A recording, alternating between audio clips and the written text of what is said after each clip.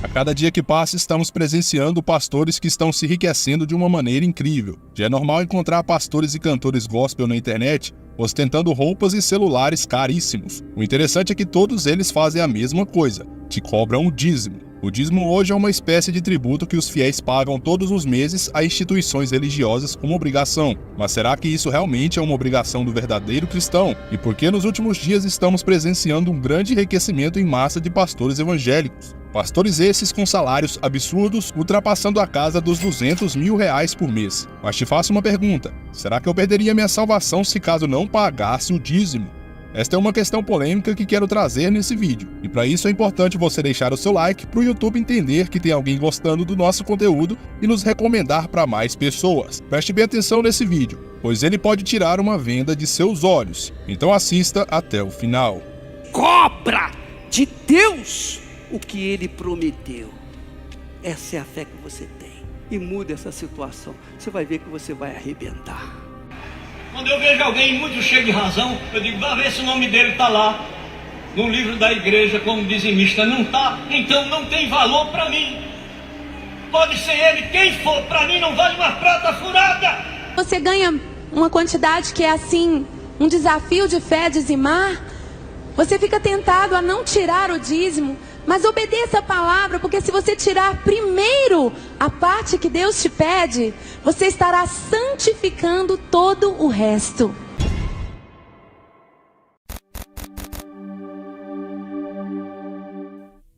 Segundo o portal TV Foco, o Bispo Edir Macedo é o pastor mais rico do Brasil com aproximadamente 5,6 bilhões em fortuna. Logo atrás dele estão o apóstolo Valdomiro Santiago e o pastor R.R. Soares, compartilhando fortunas que ultrapassam a casa dos bi. O interessante é que todos eles cobram o dízimo e ainda utilizam de ameaça espiritual para te convencer a pagar os 10% do seu salário mensalmente, além de oferecerem objetos supostamente ungidos em troca de dinheiro. Outros nomes conhecidos como André Valadão, Leonardo Sala e vários outros por aí fazem uso de uma espécie de ensinamento de barganha com Deus, pois segundo eles, se você devolve o dízimo, Deus é obrigado a te abençoar. Utilizam muito de uma passagem de Malaquias 3, onde o Senhor Deus exorta o povo de Israel a pagarem o dízimo, ou seja, para serem fiéis no dízimo, e o Senhor daria bonança, prosperidade e proteção. É interessante que depois desse vídeo, você leia todo o capítulo de Malaquias 3.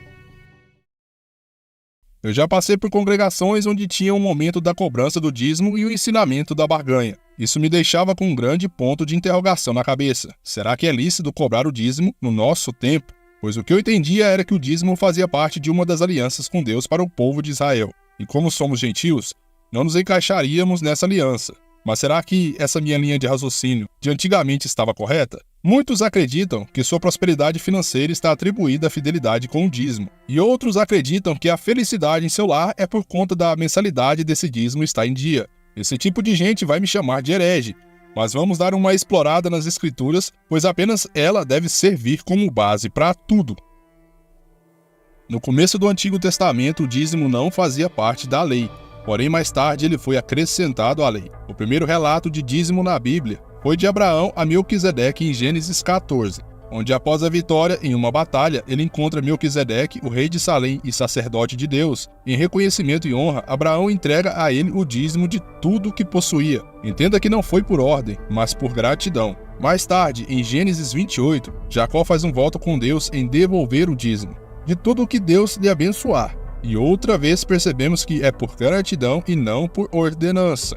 E meus irmãos, com toda certeza eu te aconselho a seguir a linha desses grandes homens, de sermos gratos ao Senhor Deus, pois se estamos respirando é pela glória e misericórdia dele. Mas voltando ao raciocínio aqui, até o momento, sendo exato, antes de Moisés, não há qualquer ordenança de Deus a respeito do dízimo. Mas a partir do tempo de Moisés é que o Senhor Deus estabelece o dízimo como uma obrigatoriedade ao povo. Referências que provam isso está em Levítico capítulo 27, versos 30 ao 33, Números capítulo 18, versos 21 e 32, e também em Deuteronômio capítulos 12 e 26. A manutenção dessa lei foi fundamental, pois o dízimo era usado para ser comido comunitariamente com alegria, dar assistência aos pobres, manter o trabalho no templo e as pessoas que realizavam esse serviço no templo. Para você entender a magnitude disso, O dízimo em Israel se dava como sinal de reconhecimento a Deus como Criador e sustentador da vida, aquele que manda chuva e sol para que a terra produza o seu fruto. O dízimo no Antigo Testamento tinha a ver com a produção agropastoril. Esta precisava ser dizimada e partilhada pelos proprietários de terra em Israel para com os levitas, pobres e necessitados. Neste reconhecimento de que Deus é o Criador dos céus e da terra, também nenhuma criatura poderia passar necessidade.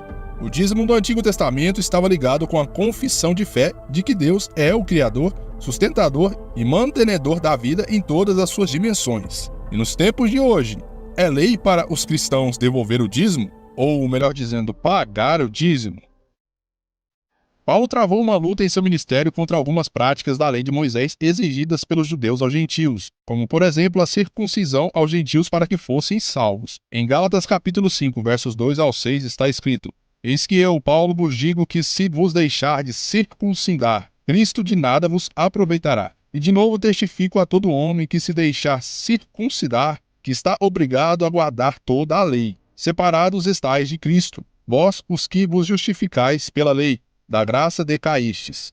Nós, entretanto, pelo Espírito, aguardamos a esperança da justiça que provém da fé, porque em Jesus Cristo nem a circuncisão, nem a incircuncisão vale alguma coisa, mas sim a fé, que opera pelo amor.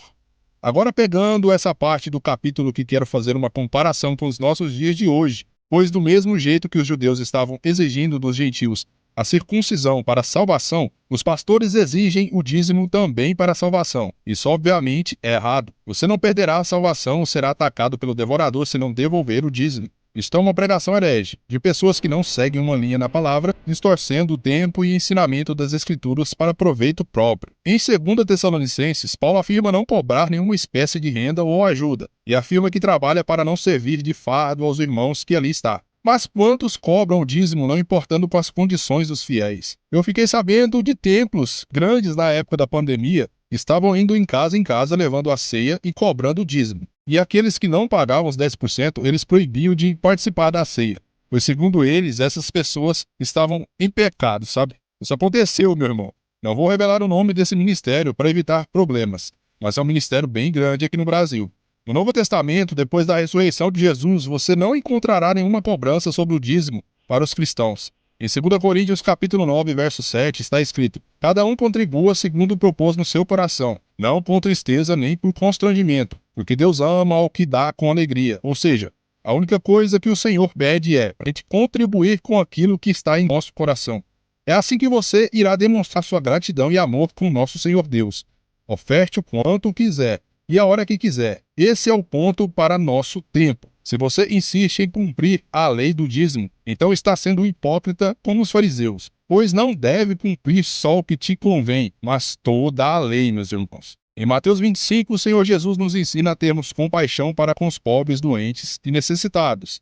E nos afirma dizendo que sempre o que fizer a um destes meus pequeninos, foi a mim que o fez. Jesus sempre nos ensinou a fazer a obra com amor a Deus, pois a obra é com amor e não por obrigação. Sendo obrigação, não existe sinceridade.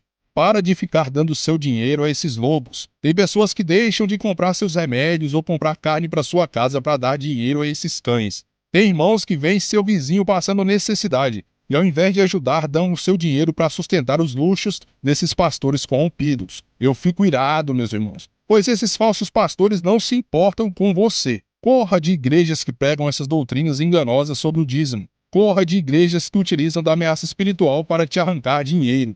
Para de barganhar com Deus. Isso é em vão. Não faça nada esperando algo em troca, pois de graça nós recebemos e de graça devemos fazer. Eu poderia adicionar mais textos aqui para enriquecer esse vídeo e te mostrar fatos de que a lei do dízimo não vale mais para nós, os gentios.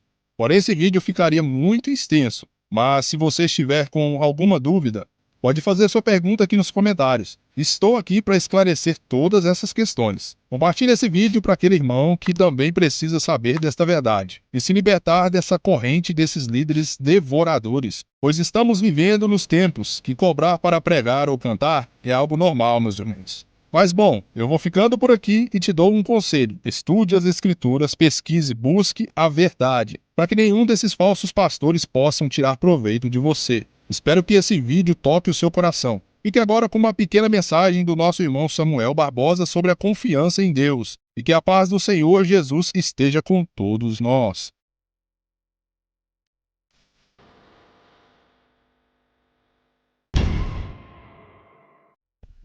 Nós precisamos nos posicionar diante de Deus, irmãos, confiando, nos relacionando com Ele. Tiago capítulo 4 diz: achegai-vos a Deus, e Ele se achegará a vós.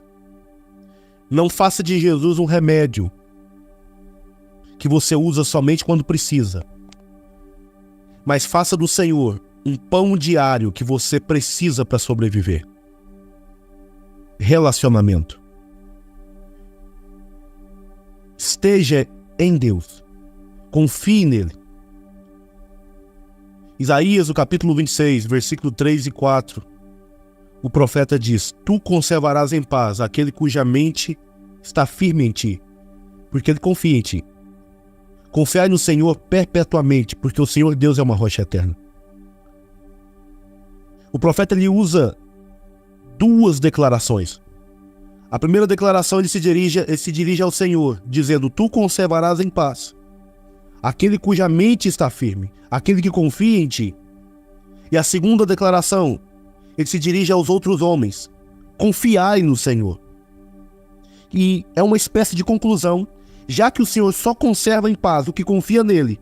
Então é um chamado a todos os homens a confiarem, a se relacionarem com o Senhor, porque Ele é uma rocha eterna. Confiai perpetuamente, sempre, em qualquer circunstância, em qualquer momento.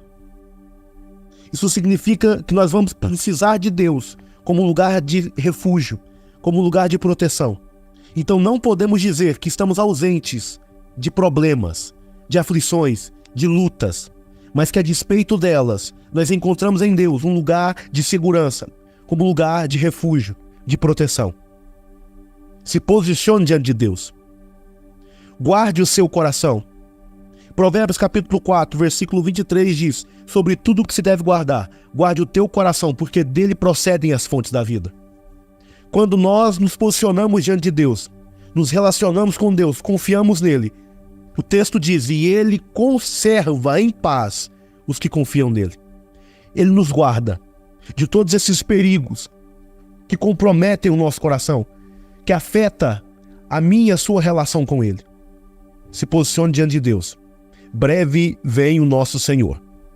Que sejamos preparados, irmãos, para o encontro com o noivo. Maranata, ora vem, Senhor Jesus.